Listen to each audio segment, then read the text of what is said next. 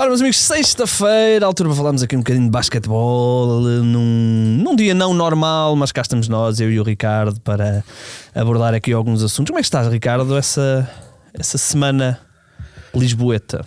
Estou bem, quer dizer, estou bem mais ou menos, porque ontem esteve muito sol aqui, muito calor. Aqui também, pá, aqui e também. eu decidi investir parte da minha noite de ontem a fazer máquinas de roupa. E hoje de manhã estava a chover, a meter máquinas de okay. lavar roupa, e hoje de manhã, sem previsão de chuva, estava a chover. Portanto, mas aqui havia previsão de chuva? Aqui não. E portanto, enfim, problemas de primeiro mundo, não é? Sim, problemas de primeiro mundo, é verdade. Olha, temos aqui alguns assuntos para falar, Ricardo. Temos que começar, sem mais demoras, pelo backfire que pode ser a luta pelo MVP, não é? Temos falado muito, ou tem-se falado muito sobre esta situação. Há vários jogadores que estão ali no limiar dos 65 jogos. Curiosamente, ou não, Shai Gilgeous-Alexander, até do nada, sabemos que vai regressar hoje, não é? Hoje, sexta-feira. Mas Shai, Victor Wembanyama, Jokic, Giannis, esse já está fora, não é? Portanto, todos estes que eu disse estão ali no limiar. O Shai tem cerca de 6 jogos, se não estou em erro, para jogar, não é? Tem assim de cabeça, 3 ou 4, o Shai tem, assim. Portanto, ele tem 49 jogos jogados, tem que fazer ainda mais 16 jogos, sendo que faltam. Ajuda-me, Ricardo, quantos jogos faltam? Cerca de 20 jogos, mais ou menos. É isso. O Jokic tem 43, faltam. Portanto, os Oklahoma City Thunder têm 70 jogos, portanto faltam-lhes 12 jogos. 12, ok. 12 jogos. Não, desculpa, tem 60 jogos, okay, 60 jogos, faltam-lhes 22. Estava a estranhar porque o Con Knippel esta noite tornou-se o rookie com mais triplos marcados na história, na temporada de rookie, e um dos tweets que eu vi dizia que faltavam 22 jogos para terminar a época dos Hornets. É isso. Não, é isso. Eu estava a fazer mal a conta, estava a juntar ainda mais 10. Portanto, destes 60 jogos, portanto faltam 22, o Shai tem que jogar 16 desses 22. E os números são semelhantes, por exemplo, para o Victor Wembanyama, sendo que o Victor Wembanyama tem aqui um extra porque jogou a final da NBA Cup e, portanto, quem joga a final da NBA Cup conta como se jogasse um jogo da fase regular apenas para este efeito dos prémios. O Jokic, como tu disseste, também está aqui mais ou menos neste limiar, e vários jogadores, o Curry, por exemplo, já está fora, LeBron já está fora, estes não, obviamente não candidatos a MVP, mas por exemplo as equipas All-NBA vai ter muito impacto. E eu lembro-me na altura, Ricardo, lembro-me de termos esta conversa de quando eles colocaram a regra dos 65 jogos, que eu logo acabei, eu gostei, e agora já não gosto tanto, mas gostei na altura, mas logo à cabeça houve uma coisa que me saltou à vista, que é vários jogadores que não são All-NBA por mérito vão ter que ser All-NBA porque vários jogadores iam sair da possibilidade de ser All-NBA, e o mais relevante isto ia ser para as equipas iam ter que ficar aqui com a batata quente na mão, porque um jogador entrando no All-NBA qualifica-se para determinados valores a nível de contrato, nomeadamente o Supermax, e portanto iam haver muitos jogadores que não mereciam esse Supermax, que iriam poder ser Supermax, e podia levar aqui a crispação entre as equipas. Vimos isso em alguns casos, e este ano pode acontecer outra vez, e ainda pode acontecer mais na questão do MVP. Sim, são vários jogadores aqui na corrida pelo prémio de MVP que já falharam muitos jogos, não só o Shai Gilgeous-Alexander, o Nikola Jokic, o próprio Victor Wembanyama também já falhou um bloco largo da temporada. São todos jogadores que estão ainda na corrida, que não têm muita margem de manobra, mas basta terem um mentor que falham 2 ou 3 jogos e de repente estão fora da corrida. Quando a regra apareceu, nós entendemos o porquê da regra aparecer e apoiámos. Obviamente isto, como em tudo na vida e como falamos tantas vezes com os ligeiros ajustes que a NBA vai fazendo com o tanking, sempre que uma nova regra é implementada, rapidamente as equipas tentam encontrar forma de contornar a regra para, enfim, para levarem a água ao moinho.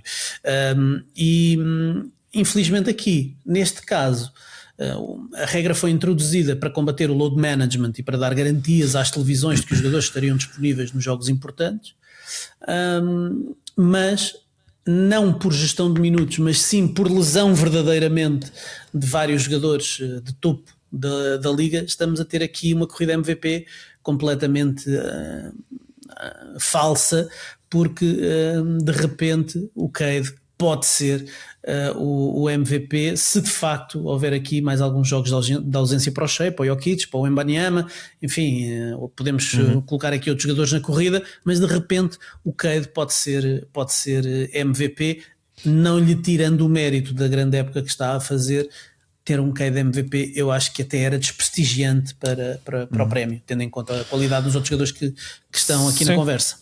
E atenção, o Cade certamente vai terminar, diria, no top 4, se calhar até no top 3 de MVP, agora que o Giannis ficou de fora. Portanto, não é, como tu disseste bem, não é um demérito ao que o Cade está a fazer. Sim, eu usei a palavra desprestigiante e se calhar foi excessivo, não é? O Cade está a fazer uma grande temporada, está a ser o melhor numa jogador época normal, até poderia ser. Tendo em conta que o Giannis tem estado ausente, está a ser se calhar o melhor jogador da conferência e portanto muito mérito nisso. Sim. Mas há dois monstros, não é? Há dois monstros que naturalmente, teoricamente, e estão a discutir ainda porque os dois ainda estão elegíveis, mas é engraçado porque a questão dos prémios obviamente chama a atenção. Há aqui um cenário em que o Victor Wembanyama falha jogos e volta a não poder ser defesa do ano, apesar de ser de longe o defesa mais impactante da NBA. Certamente haverá para outros prémios, Most Improved, por exemplo, não sei, teria que ver agora aqui os candidatos. Mas para mim o mais preocupante é a questão do All-NBA, Ricardo, porque de repente tu podes ter aqui um cenário, Ricardo, em que não tens pelo menos 10 jogadores que seriam All-NBA logo à cabeça. Isto significa que 10 outros jogadores que não seriam All-NBA vão ser All-NBA. Portanto, logo aqui temos Curry, eventualmente LeBron, Giannis, podemos não ter Shea, podemos não ter Jokic, podemos não ter Victor Wembanyama, podemos não ter uma série de outros jogadores, Devin Booker, por exemplo, não estou a dizer que ele fosse, Kawhi, uma série de jogadores, Donovan Mitchell, que entretanto também se lesionou outra vez, uma série de jogadores que podem ficar inelegíveis, e de repente estamos a falar de Brandon Ingram para ser All-NBA, já estamos a falar de sei lá, estou aqui a olhar para as equipas,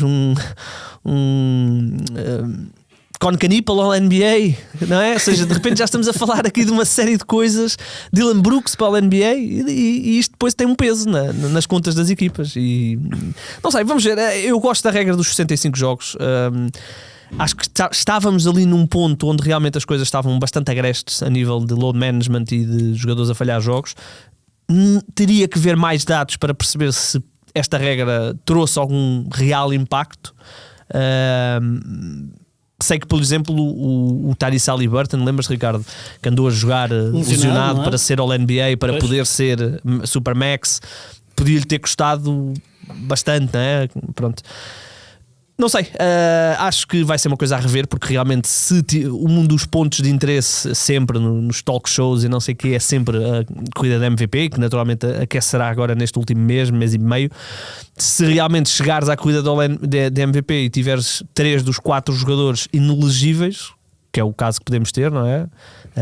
Giannis, Jokic e Shea, se calhar a pressão dos mídias vai ser tão grande que a NBA vai ter que dar aqui um pequeno giga-joga, não é? Não para este ano, mas para os próximos. É verdade. E já se falou de várias soluções. Eu lembro-me que quando se começou, eu acho que até foi aqui neste podcast, quando se começou a questionar a viabilidade desta regra, falámos de algumas alternativas que podiam ser tidas em consideração, e há uma em particular que me agrada bastante, que é, em vez de um número mínimo de jogos, teres um número mínimo de minutos. E teres ali uma barreira de cerca de 2.000 minutos, porque se tiveres 2.000 minutos a jogar 32 minutos, 33 minutos por jogo, é o equivalente mais ou menos ao bloco de minutos que tu jogarias nos 60 e tal jogos. Sendo que o Jokic joga 34 minutos por jogo, se calhar com 61, 62 jogos já seria suficiente, e joga o mesmo bloco do que alguém que faz 65 jogos a jogar 30 e 32, 33, e seria injusto retirá-lo. Portanto, se calhar faz mais sentido aplicar uma regra de minutos e menos de jogos. Sim, a única coisa de minutos que tu tens até é se para... Eu não tenho total certeza do número exato de minutos, mas é que, por exemplo, se o Nikola Jokic no último jogo da temporada precisar desse jogo, entrar em campo, sofrer uma entorse no primeiro período e só jogar 7 minutos, esse jogo não conta. Ele tem que atingir um número de minutos mínimo. Acho que é 20. Número mínimo de 20 minutos, sim, são 20 minutos. É isso. Portanto, ainda há essa questão. Vamos ver que impacto é que isto terá, e tendo em conta a quantidade de jogadores que estão fora nesta altura, ainda bem que o Shea está a regressar agora, mas tendo em conta isso, não sei, porque depois também entraríamos naquela mítica conversa de quantos jogos é que são precisos para tu poderes realmente ser candidato a MVP, não é? Lembro-me sempre de quando o Joel Embiid jogou 20 e poucos jogos no ano de rookie e foi eleito rookie do ano. Não me parece justo. Até é uma discussão difícil de ter, porque realmente há que dar aqui mérito a quem joga a época toda, fase regular, mas também não queremos e tornar aqui quase obrigatório que os jogadores joguem lesionados, por exemplo. Há aqui uma série de conversas que podemos ter paralelas a isto, mas podemos estar aqui a caminho de enfrentar aqui uma situação complicada, que é realmente não termos os candidatos a MVP. E já vimos que o Adam Silver está com vontade de ser reformista em relação ao tanking e admite medidas sérias e bastante fortes para desincentivar o tanking, e ele pode ter o mesmo tipo de abordagem para isto. Há uma coisa que eu sempre defendi, e acho que tu também, que esta regra foi uma forma também de passar um atestado de incompetência a quem votava no prémio de MVP. Mas isso é absurdo, porque acho que é preciso dar alguma autonomia a quem vota para decidir se 61 jogos de Jokic valem mais do que 66 jogos de Shai Gilgeous-Alexander. Cada um vota da maneira que achar e valoriza o que acha que deve ser valorizado. Portanto, a certa altura, quando a regra foi instituída, falou-se dessa ideia de que isto seria também uma forma de desincentivar, ou pelo menos quase passar um atestado de incompetência a quem votava, e isso parece-me uma ideia errada. Agora, a NBA pode eventualmente criar aqui regras para obrigar os jogadores, ou tentar forçar os jogadores a jogar nos jogos mais importantes, criar multas ainda mais pesadas para ausências em jogos Ricardo, importantes, jogos transmitidos nacionalmente, sei lá. Isto tudo vai desaguar ao mesmo sítio, que é os 82 jogos da fase regular. Pois, claro. Há uma solução fácil para isto, não é? Muito fácil. Agora, as pessoas tinham que abdicar dinheiro e não me parece provável que isso vá acontecer. Mas há uma outra solução, que é porque é que as equipas... Dizemos sempre isso. 82 jogos, se cortarmos a época aqui para 72 ou para 66. Mas eu confesso que já desisti dessa ideia. Eu já desisti da ideia. Eu também já desisti da ideia. É que eu defendo, mas há uma outra forma. Mas há uma outra forma de fazer isto. Abdicar de dinheiro, porquê? Para o Devin Booker, em vez de ganhar 70 milhões numa temporada, passar a ganhar 65. Isso é abdicar de dinheiro. Eu percebo, por isso, por 5 milhões, o Devin Booker ganha 65 milhões, quer dizer. Agora, se me disseres, os donos não querem ter menos 6 jogos de receitas caseiras, claro, que representam... não é só os jogadores, é também a NBA e os donos. Mas há aqui uma outra solução, Ricardo. A NBA negociou agora os direitos televisivos e fez o tal acordo dos 70 mil milhões, ou o que é que foi. Se fossem 69 mil milhões, estava toda a gente feliz na mesma. Eu sei, mas eu já desisti dessa ideia. Já são muitos anos. E o próprio Adam Silver, logo na fase inicial da estadia dele como comissário, ele disse qualquer coisa como 82 jogos. O número 82 não é, já não lembro qual é que era a expressão, mas não é um número mágico, ou seja, não é impossível mexer aqui. Mas entretanto ele já negociou 2 acordos televisivos e nunca sequer se colocou em cima da mesa dessa possibilidade. Mas há uma outra forma, que é, em vez da época regular da NBA começar no final de outubro, começa 15 dias mais cedo. E claro, acabamos com aqueles jogos particulares, em vez das equipas fazerem 6 ou 7 jogos particulares, onde nós já sabemos que nunca joga ninguém. Cortavam esses jogos particulares ao meio e esticavam a fase regular. E em vez de tu teres semanas onde as equipas têm que jogar 4 jogos, muitas vezes com viagem de um lado para o outro, consegues quase certamente anular mais de metade dos back-to-backs, e as equipas, em vez de jogarem 4 e 5 jogos por semana, ainda que 5 jogos seja uma coisa mais muito mais rara, mas as equipas jogam só 3 jogos, entre aspas, 3 jogos por semana, o que permite-te ter aqui muito mais tempo de recuperação, muito mais tempo de viagens, não ter que andares a viajar de um lado ao outro do país um dia inteiro não, mas uma noite inteira para jogar depois no dia a seguir. Eu desistindo já da ideia dos 82, eu acho que o número 75 sempre foi o que mais apelativo para mim, até porque as equipas têm normalmente na casa dos 15 back-to-backs, portanto dava para quase anular aqui os back-to-backs, porque tiravas 7 jogos, significava que daqueles 15 back-to-backs tu podes tirar quase todos os segundos, a segunda noite dos back-to-backs. E portanto havia aqui alguns cenários que tu podias fazer. Portanto acho que mais do que estar a pensar em tirar o número de jogos que os jogadores têm que jogar, é alargar a época para os jogadores terem mais tempo de recuperação.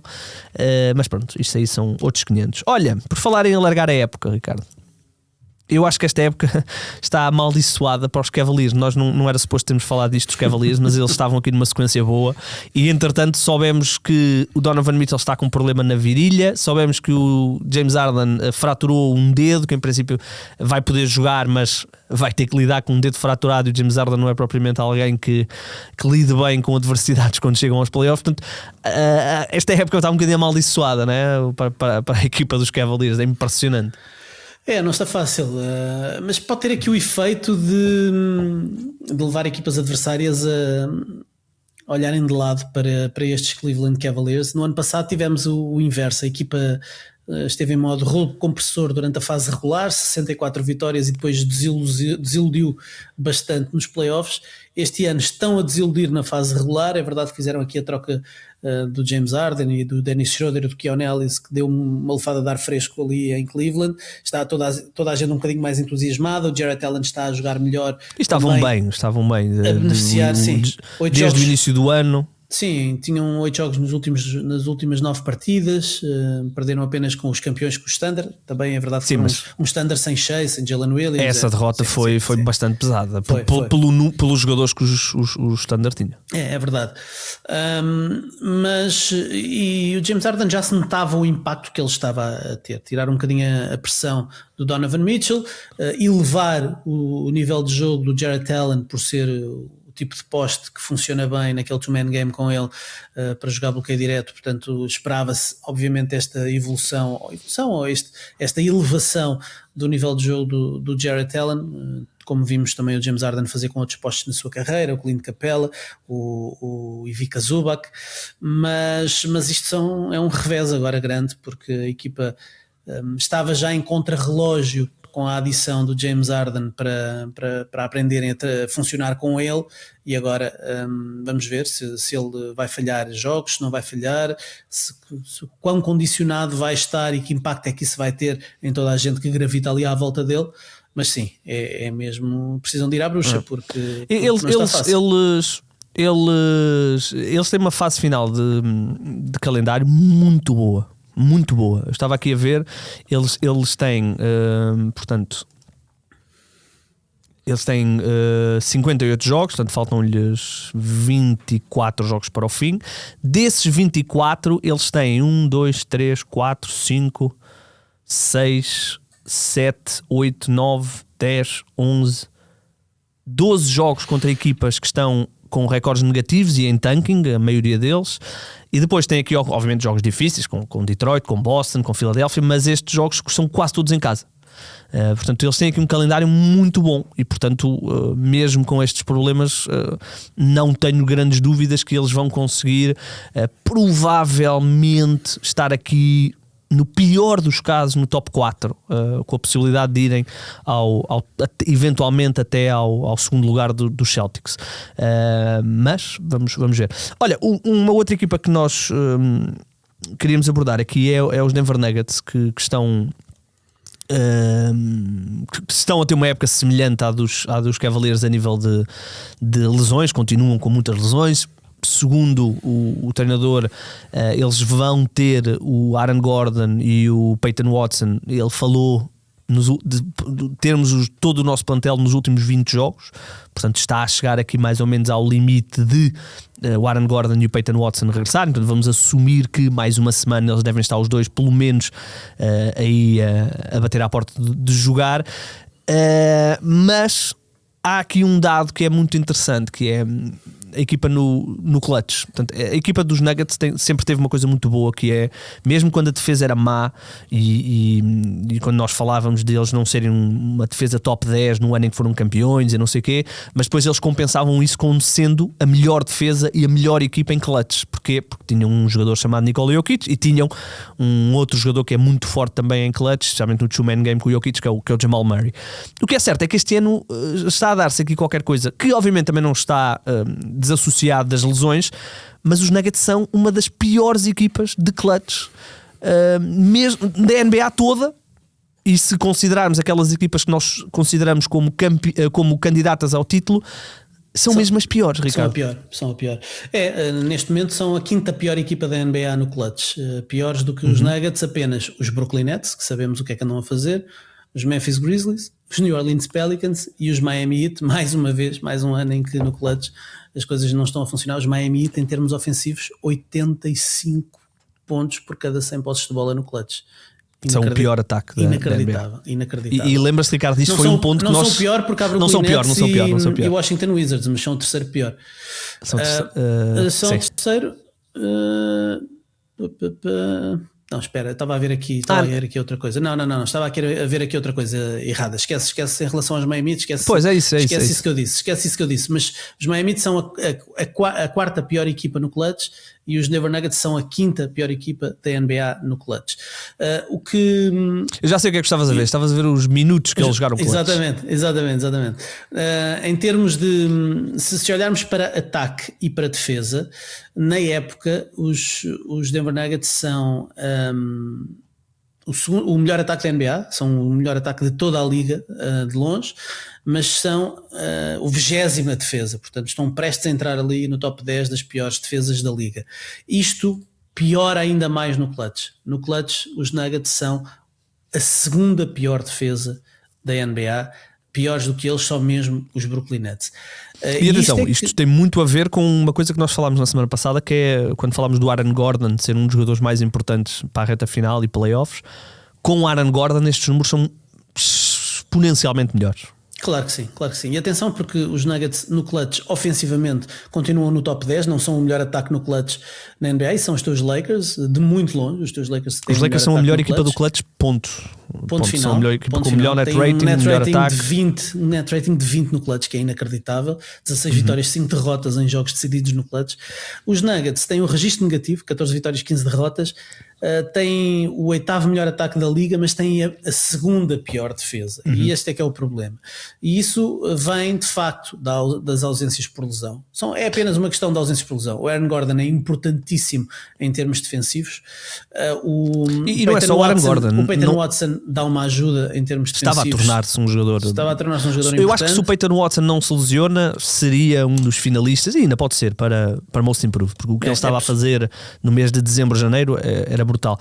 Mas há depois outros jogadores. Christian Brown esteve lesionado, Cam Johnson esteve lesionado, mas há aqui um dado, Ricardo, que é interessante, porque estes jogadores todos, com exceção do Aaron Gordon e do Peyton Watson, todos eles regressaram mais ou menos ali para a mesma altura, quando o Jokic regressa da lesão. O Jokic regressa no dia 30 de janeiro, e portanto eles regressaram mais ou menos todos. O Cam Johnson um bocadinho depois e o Christian Brown também. Mas desde que o Jokic regressou, 30 de janeiro, os Nuggets já jogaram, Ricardo, onde é que estão os Nuggets? Os Nuggets já jogaram 7 jogos de clutch, ou seja, houve 7 jogos onde o jogo foi para o clutch. Eles só ganharam 2, perderam 5, o que é muito complicado de gerir, e a defesa ainda foi pior. 128 pontos sofridos a cada 100 posses de bola, quase 129. Falamos de um net rating negativo de 8 pontos. Desde que o Jokic regressou, os números não melhoraram. Melhorou um bocadinho o ataque, mas a defesa manteve-se mal e até piorou ligeiramente. Eu acho que os Nuggets aprenderam com o tempo a colmatar também um bocadinho as debilidades defensivas do Nikola Jokic. Não é um grande protetor de cesto, não é um jogador que esse é Aaron Gordon, não é?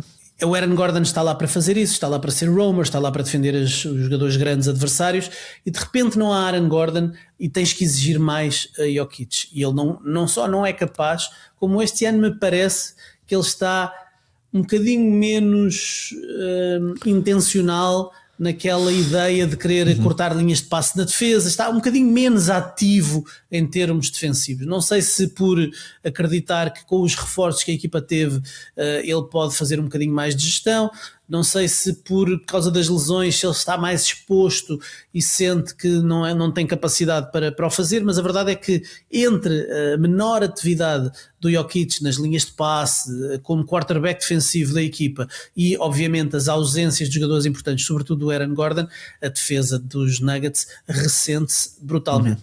Se eu estou preocupado, estou preocupado porque vou estar sempre preocupado enquanto o Aaron Gordon estiver lesionado, e apesar de haver essa promessa de que ele voltará em breve e que vai fazer aqui ainda um mês para ganhar forma para os playoffs, o medo existe que aquelas coxas não se aguentem nos playoffs, porque é o Aaron Gordon.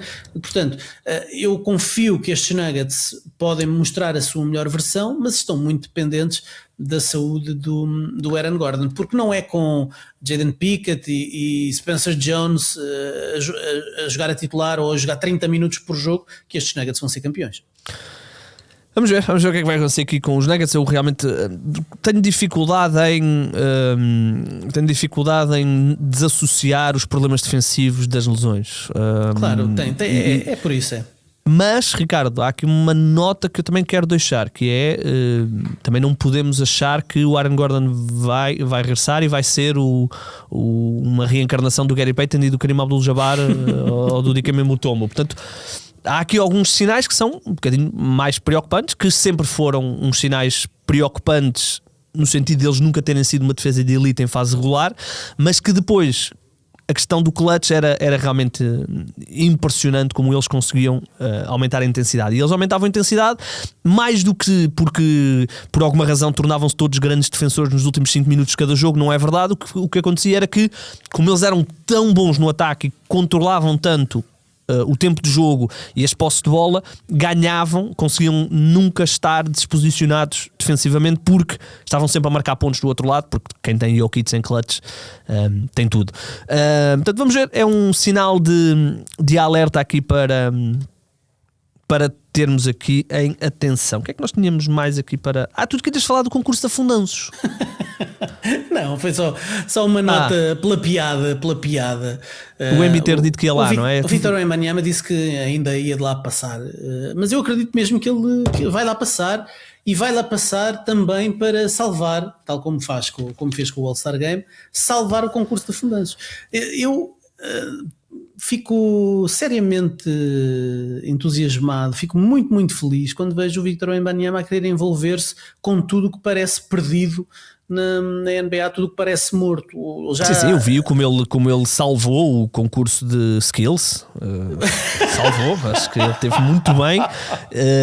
Se não fosse ele, se calhar já nem tínhamos concurso de skills, não é? Portanto, os meus parabéns a Victor Wembanyama. O que se diz nas ruas é que foi o Chris Paul que o convenceu a contornar as regras, e que ele ficou irritadíssimo com aquilo no fim, quando percebeu que afinal aquilo não ia ser aceito, a forma como eles encararam o concurso de skills. Enfim, a NBA acabou com o concurso de skills. Agora concurso de afundantes com Victor Wembanyama a desafiar o Anthony Edwards para lá ir, como aconteceu no All-Star. O Anthony Edwards picou-se e jogou muito a sério. Eu acho que ele já não vai a tempo de convencer o LeBron a participar no concurso de afundantes, mas eu acho que o Wembanyama a ir ao concurso de afundantes de repente algumas estrelas vão dizer que vão ter vontade de meter o Embiid no sítio e vão depois aparecer. perdem todos para o Matt McClung.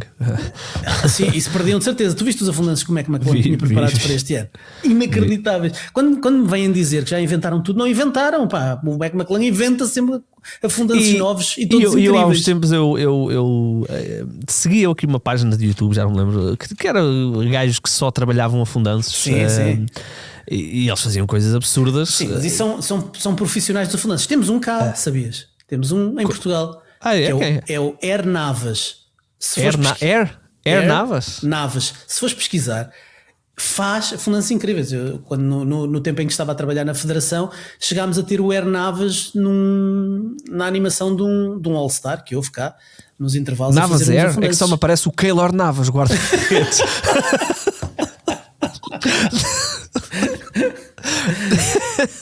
Juro, só me aparece. Quis dizer Keylor Navas? Não, tens que ir ao Insta. Tens que ir ao Insta pesquisar o Air Navas. O Air Navas. Mas vale a pena, o Air Navas faz coisas incríveis. Okay, mas não é português, para não? É português. Chama-se Navas? Air Navas? Isso é o alter ego dele. É o alter ego dele. Mas faz coisas muito, muito giras. E sim, havia um americano que também fazia assim uns afundantes que estava sempre a aparecer em programas de televisão. Sim, tinha um cabelo assim. Sim. E falava-se que se era para fazer esta palhaçada de meter jogadores que não estão na NBA, então que contratassem gajos que afundam profissionalmente, que é para fazer pelo menos ter ali um bocadinho. Mas não. Eu acho que é melhor eu voto no Air Navas. Eu voto em gajos que não consigam afundar. Por cima do Embanyama. Eu acho que é mais engraçado tu levares gajos que não conseguem afundar sequer. E logo se via o que é que. Davas uns trampolinhos e eles que tinham que inventar qualquer coisa on the spot. Isso eu via. Sabes que uma vez. Tu lembras tu lembras, que estupidez, claro que lembras. O afundanço do Vince Carter nos Jogos Olímpicos, não é? Claro. Sobre o Ice que pensou em suicidar-se, atenção. A sério? Sim. Ele na altura tinha contrato na NBA e acabou por nunca ir para a NBA, se calhar por causa disso. Mas deixa-me contar-te esta história, que isto é uma história bonita. Então, eu andava a estudar quando Vince Carter faz esse afundanço. Exato. E nós na altura, pronto, foi quando muitos de nós da minha geração, do meu grupo de amigos, começaram a ver NBA.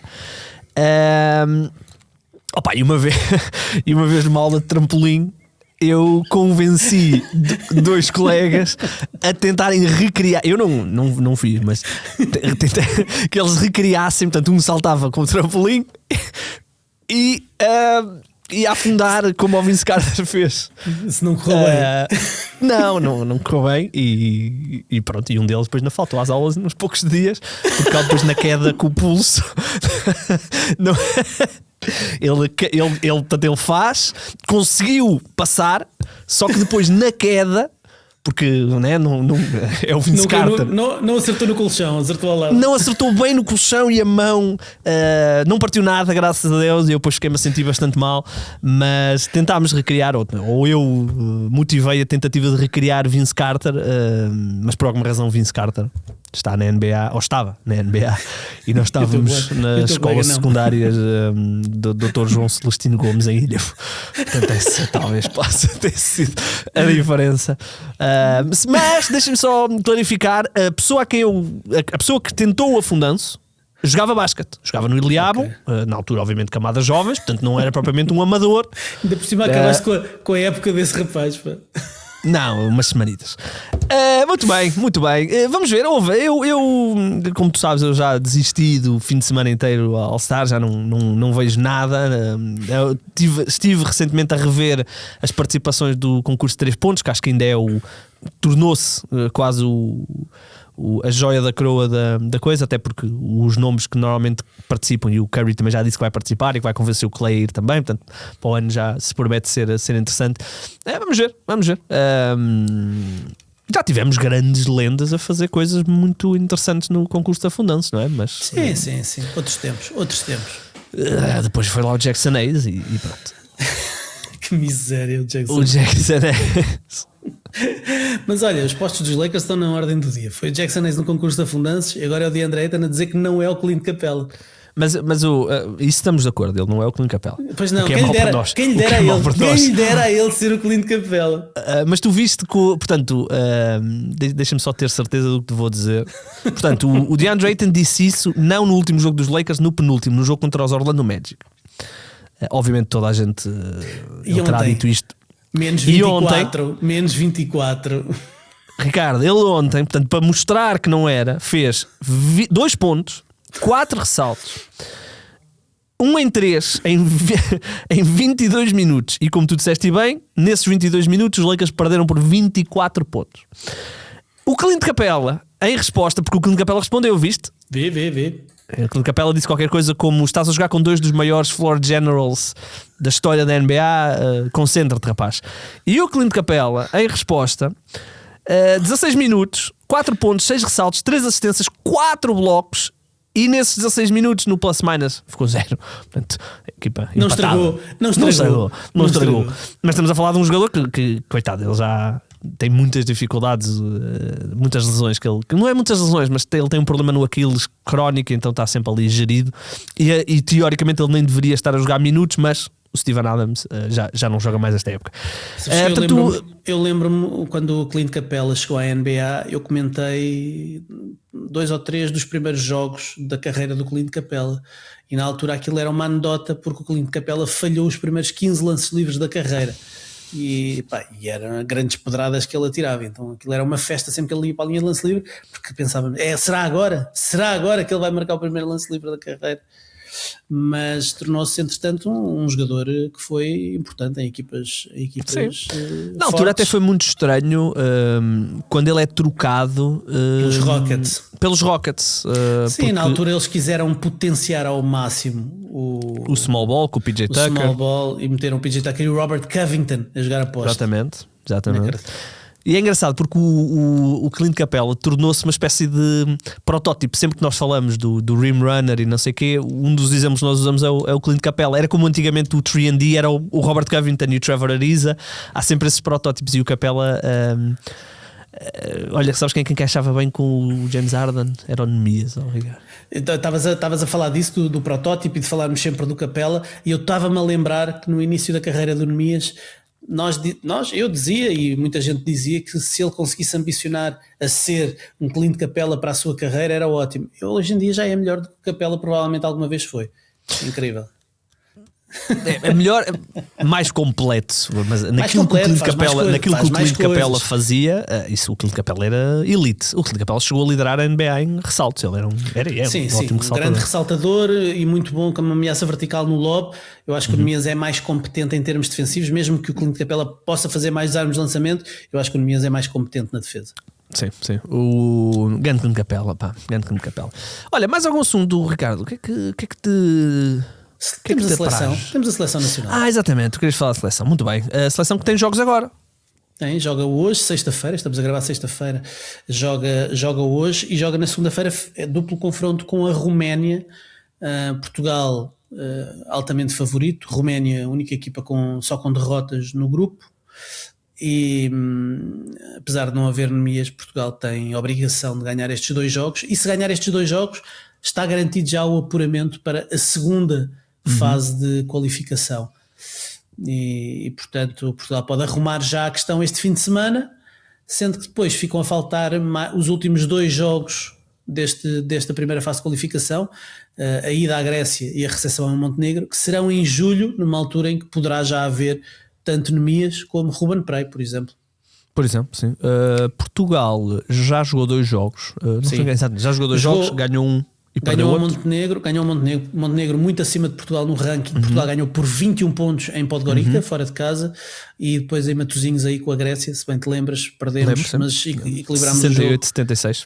Equilibramos bastante o jogo até ali meio do terceiro período, depois abriu um bocadinho, mas portou-se muito bem a seleção portuguesa, com regresso do André Cruz. Estreia, falhou o Eurobasket. Falhou o Eurobasket. E estreia total do Rui Palhares, que entra aqui nos 14 do Mário Gomes para esta dupla janela, e quase de certeza vai estrear-se pela seleção nacional, tendo em conta que com a Roménia é expectável que Portugal possa garantir aqui 2 vitórias e carimbe a passagem à próxima fase. Exatamente.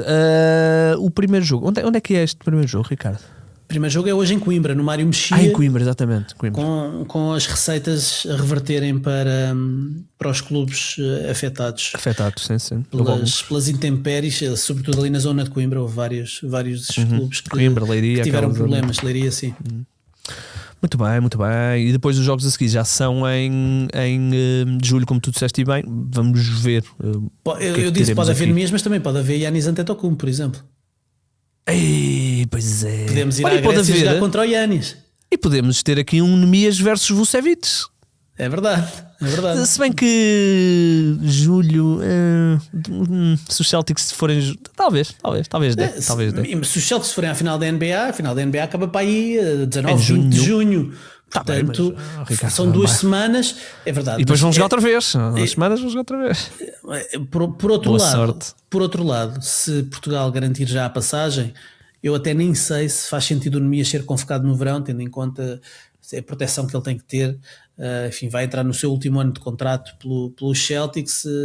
Enfim, pode haver aqui alguma gestão nesse sentido. Eu acho que ele quer sempre vir à seleção. Claro. Mas estou preocupado também com a carreira dele e que ele tenha hipótese de ter um bom último ano de contrato para depois poder receber o bag. Exatamente, ele tem aí. Mas vai receber, não vai receber. O Nemias vai ter. Mid-level, vai receber mid-level ou não? Vamos ver, depende, porque falamos da mid-level como um ano e eu acho que para o Nemias era muito mais interessante conseguir, mesmo que a um valor mais baixo, mais anos de garantia. Portanto, quem sabe aqui um contrato de 3 anos, 30 e picos milhões, ou seja, abaixo da mid-level. Como o Cornet, 4 anos, 40 milhões, não é? Por exemplo, que é menos que a mid-level, portanto a mid-level está nos 12 ponto qualquer coisa. Obviamente durante os 4 anos da carreira, do contrato do Cornet vão subir, se calhar vai chegar aos 14, 15 milhões, mas durante aqueles 4 anos tens contrato na NBA, estás garantido e portanto esse dinheiro já ninguém te tira. Vamos ver, acho que sim. Nós íamos falar aqui dos Oklahoma City Thunder, mas pronto, fica para a semana, porque realmente há aqui algumas decisões que eles têm que tomar. Eu estava aqui a fazer uma conta assim um bocadinho mentirosa sobre o cap deles para o ano, e para o ano, sem contar com as escolhas de primeira ronda que eles têm, que podem ser, é difícil serem 3, mas há aqui um cenário onde até podem ser 3. Eles já têm 250 milhões de dólares garantidos para o ano, mas depois falamos disto para a semana. Portanto, qual é que achas que vai ser a próxima equipa do Ludort? Pois, eu acho que podemos falar, olha, também ainda só temos 42, vamos aqui 5 minutinhos.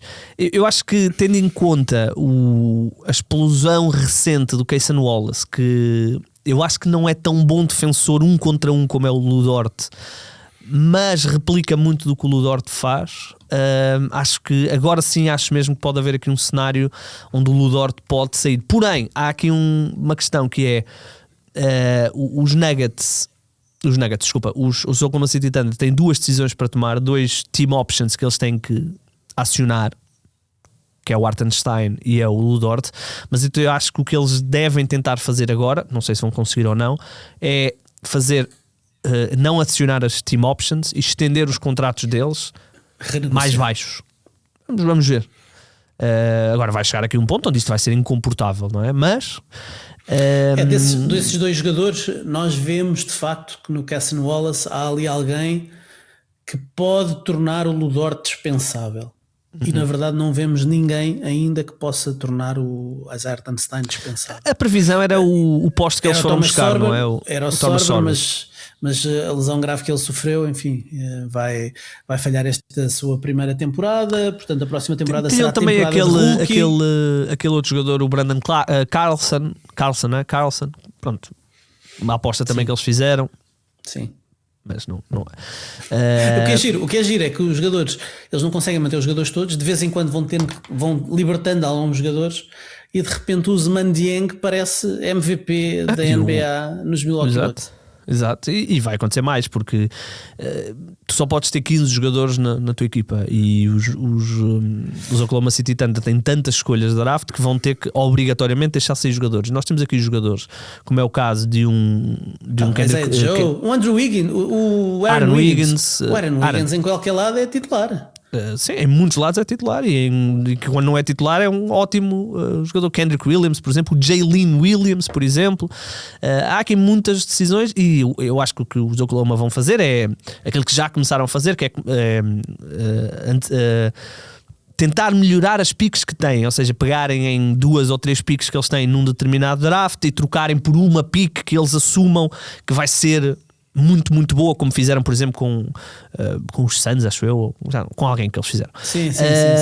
Mas há aqui algumas decisões que eles vão tomar, porque, só para as pessoas perceberem, neste momento, Oklahoma está a gastar na equipa na casa dos 186 milhões, ou seja, abaixo do tax, ainda estão abaixo do tax. Não é por causa dos 186, é por causa de outras coisas, mas 186 para o ano, e aqui não está incluído os jogadores que eles ainda vão ter que draftar, porque isto aqui depois também entra aqui nas contas. Para o ano, o Jalen Williams passa de 6 milhões para 41 milhões, o Chet Holmgren passa de 13 para 41 milhões.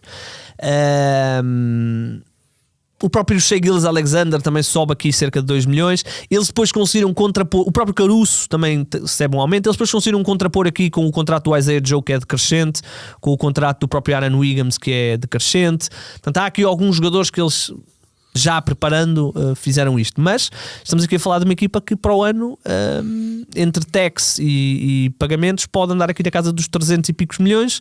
E à medida que os anos forem a aumentar, pode andar aqui na casa dos 400, 500. Portanto, há aqui decisões que eles vão ter que tomar. Isto enquanto der para espremer, tem que espremer isto tudo, não é? Tem aqui 3 estrelas. E todas elas completamente tranquilas até 2031. Isto dá-lhes aqui margem para terem 5 anos a brincar, a construir aos poucos. De repente o Nikola Topic aparece, já está a fazer jogos e está a mostrar já o seu valor, e ainda bem que já está a jogar. É bom sinal, é sinal que conseguiu, pelo menos para já, ultrapassar o problema grave que tinha na sua vida e o jogo mais difícil que teve na sua vida. Claro. Mas sim, eles vão renovando aqui as franjas da rotação e vão renovando com escolhas de lotaria, o que dá jeito, não é? Dá muito jeito.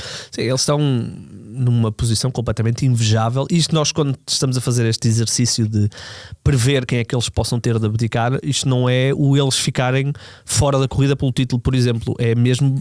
É o cenário de outras equipas estarem absolutamente tipo tubarões à volta da isca a ver o que é que podem ir buscar, porque há aqui muitos jogadores. Eu olho aqui para eu olho aqui para o plantel dos Oklahoma City Thunder, e há pelo menos 5 jogadores, sem contar obviamente com os tops, mas há pelo menos 5 jogadores que, se fossem por exemplo para os Lakers, eram alguns deles titulares, e outros, se não fossem titulares, eram ótimas peças de rotação. Portanto, quantos jogadores destes cabiam nos Lakers? Todos.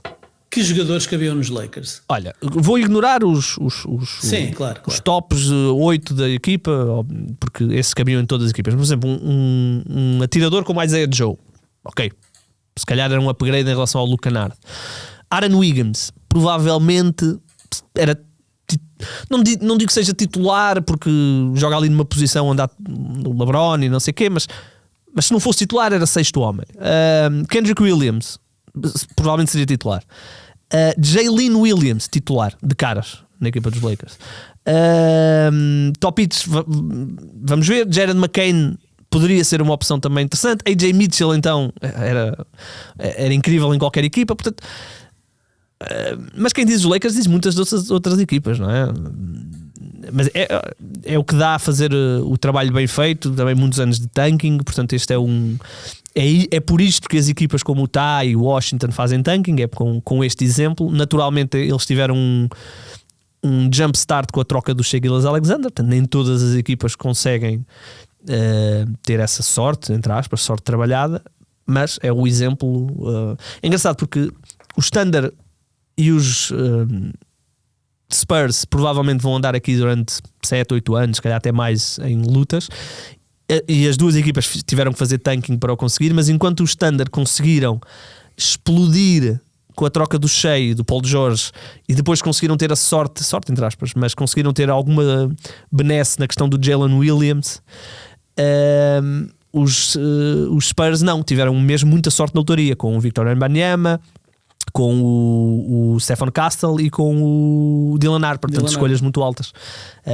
E os Nuggets, os Oklahoma City Thunder foram um bocadinho diferentes, porque por exemplo Lu Dort, Cason Wallace, Aaron Wiggins, Jalen Williams são tudo escolhas fora da lotaria, não é? Sim, é assim que se prova que há várias formas de construir equipas competitivas na NBA.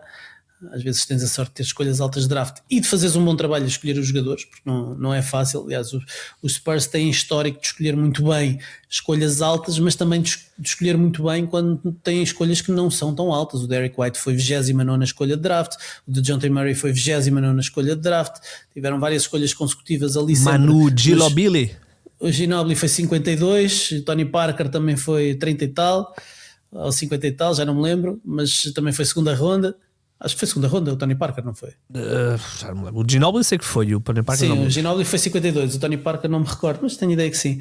Mas de facto é prova de que foram muito capazes de escolher no draft. E agora tem decisão a tomar, vamos ver. O Tony Parker foi 28, lá está, mais uma final de primeira ronda. Pois. 28, em 2001. Onde é que estavas em 2001? Estava a tentar fazer o afundão-se do Vince Carter. Nem dá a fazer o afundão-se do Vince Carter. 2001 estava na faculdade, estava a começar a faculdade. Eu estaria, sei lá, 7 anos. Não estava nada. 2001 estava onde? Já estavas a trabalhar. Já estava na faculdade. Estava aí forte e feio. Eu ainda estava no secundário. No secundário não, nem sei. Secundário não, se calhar ainda para ir no 7º, 8º ano. Vai. Epá, eu tenho 46 anos. Nota-se muito. O LeBron está na NBA há 23. Metade da minha vida foi com o LeBron na NBA. Metade. E eu é mais de metade. eu ainda me lembro da NBA sem LeBron. Eu lembro-me. Mas lembro-me da NBA quando já se falava do LeBron. Ou seja, quando eu começo a ver, pouco depois começa-se a falar. É quando o LeBron é capa lá da Sports Illustrated e não sei o quê. Portanto, Chosen One, exatamente. Lembro-me perfeitamente de Carlos Barroca numa transmissão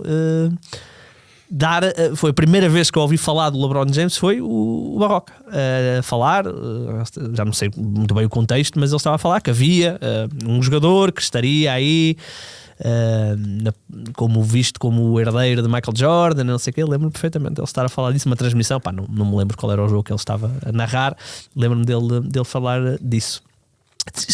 Tivemos um antigo colega teu aqui no Ataque Rápido. Ele também narrou alguns jogos. Filipe Gomes, exatamente. Sim, eu quando entrei na Sport TV ele estava quase a sair, o que é que foi? Ele esteve lá ele não teve lá muito tempo, não. Acho que só fazia Liga Espanhola, se não estou enganado. Sim, ele chegou a fazer NBA. Disse-nos ele. Sim. Foi quando, portanto, a Sport TV antes dava 2 ou 3 jogos por semana, né? Já não me lembro ao certo, e era sempre o Barroca e o Avalanche. E houve uma altura em que ficaram com muito mais jogos. Houve ali um ano onde passam de 2 ou 3 para 5 ou 6. E então eles pediram, não sei muito bem qual era a relação, deviam conhecer, obviamente, o João, tinha acabado de jogar, e ele chegou a fazer alguns jogos da NBA, mas ele depois disse isso, que realmente era mais jogos da ACB. Ele que agora faz parte da lista do Carlos Barroca para a FPB. E pronto, muito bem. Ricardo, vamos embora. Depois desta trip down memory lane. Para a semana voltaremos no... Não queres falar dos teus Lakers? Eu percebo. Não queres falar dos teus Lakers. Esta semana não merecem, não é? Nenhuma semana merece. É mesmo, por acaso é engraçado, porque os Lakers estão em sexto, estão em lugar de playoffs, estão a cumprir mais ou menos melhor equipa da NBA no clutch, mas é tão, quando perdem, Ricardo, é tão deprimente. Eles ganham tantos jogos por 1 ou 2 pontos, mas quando perdem à grande. Eles têm um registro super positivo, mas têm um diferencial de pontos negativo. Sim.